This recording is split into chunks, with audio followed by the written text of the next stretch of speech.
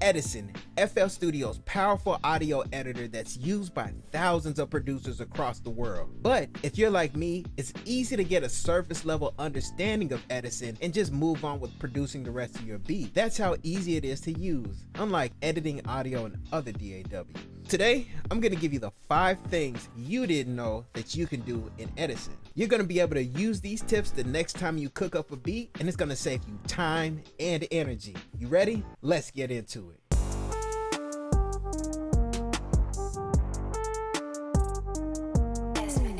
Tip number 1 is quick loading Edison. So first thing, we want to make sure we have our mixer pulled up here.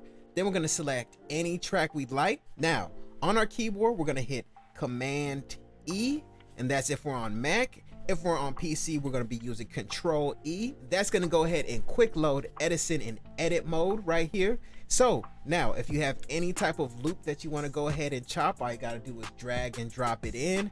Have Edison right here. Go ahead and cut up your loop any way you want to. Quick and easy. Piggybacking off of that, we can also quick load Edison in record mode. So on our keyboard, we're going to do Shift E. Now we have Edison quick loaded in record mode. So if you're wanting to record any type of loop that you've created here in FL Studio, you can easily do that. Pull that up right here in Edison and record your loop. Or if you're going to record vocals, you can do that here as well. Now you have that shortcut in your repertoire. You can easily use it to get things done. Tip number 2, we're going to send sample to playlist. So let's say we already have our loop right here in Edison and we want to send it over to the playlist so we can start cooking up a beat. What we're going to do on our keyboard, we're going to do Shift C, and that's going to automatically place that audio clip right here in the playlist. So now we can start cooking up our beat. And you can continuously hit Shift C to add more and more copies of the loop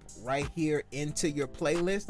I know some of you guys like creating your loops and pitching them down and panning them and things like that. You have this shortcut here so you can just keep adding those duplicates, making those changes that you want to with this easy to use shortcut. And you also don't have to send the entire section to the playlist. Let's just say you found a sample, old school sample, and you found a snare that you want to use. Some producers like cooking up right here in the playlist. So what you can do is you can highlight the snare like so right here in Edison. Then of course Shift C. Shift C is going to go ahead and send that particular segment of audio right here. Shift C, bam. See, we have that one little clip there. We can go ahead and drag it right there into the playlist and start cooking up a beat using a piece of audio that we pulled out right here from Edison. Tip number 3, show undo history. Now, nothing sucks more than editing a piece of audio right here in Edison and then finding out that you messed something up down the line and you feel like, man, I have to redo the entire chopping process all over again. Well, have no fear, Edison is here. All you got to do is right click right here on the undo history icon. Once you do that, you're going to see a whole list of your history in Edison. So that way you can backtrack, find the selection that you're looking for, go ahead and click on it, and then Edison is going to be able to recall and take you back to the prior section that you're looking to recover. Tip number 4, enabling keyboard focus. Have you ever tried to use the M key while you're in Edison to add markers while you're chopping your loops, and for some reason the markers weren't showing up? Well, that's due to the keyboard focus. As we can see here, we have this little icon on the top of our plugin.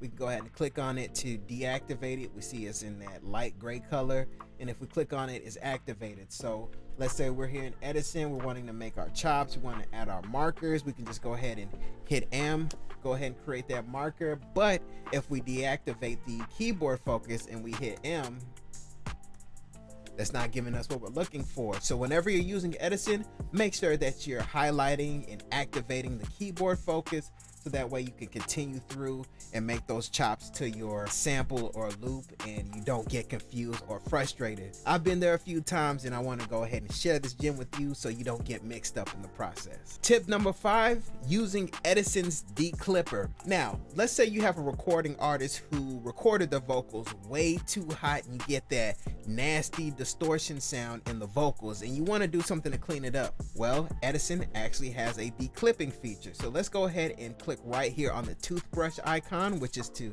clean up the audio. Once we do that, if we look down here in the bottom, and it's easy to miss, So you have to look down here at the bottom. We see declipper. Go ahead and click on that. Bam. And now we have declipper activated.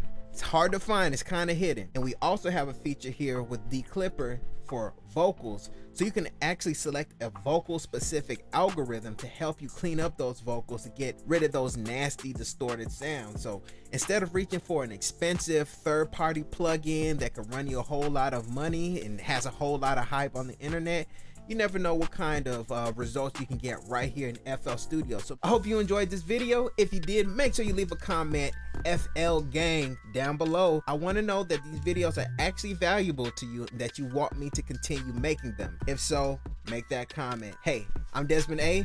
Make sure you hit like and subscribe, and I'll be back with more great videos. Peace. Desmond A.